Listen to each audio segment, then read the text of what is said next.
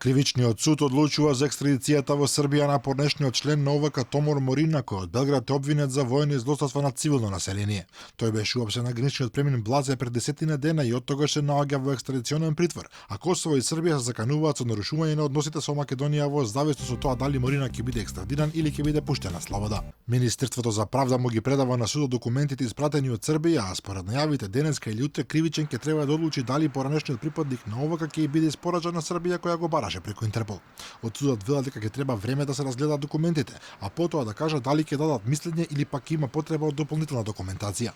Конечниот збор сепак го има Министерството за правда, која врз основа на мислењето добиено од судот ќе донесе одлука за екстрадиција или ослободување.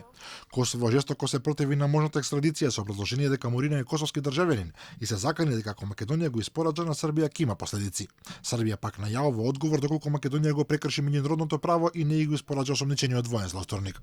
Во целата приказна се вмешани високи функционери од владата од албанскиот блок, а пред се вице-премиерот Бојан Османи кој во неколку наврати порача дека нема шанси Морина да биде екстрадиран, бидејќи тој е државјанин на Косово, а не на Србија.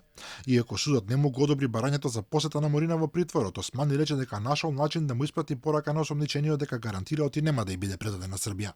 Српските медиуми од своја страна му посветуваат големо внимание на случајот со Морина, при што коментираат дека македонскиот вице-премиер Османи не се однесува како политички функционер, туку како адвокат на осомничениот, кој презема секакви мерки и врши притисок врз судовите за да се ослободи поранешниот член на ОВК. Дел од македонските медиуми пак најавуваат дека Морина ќе биде пуштен да се брани од слобода повикувајќи се на неговиот адвокат, но тоа сепак не се случи, а членот на ОВК и натаму е во притворот во шутка.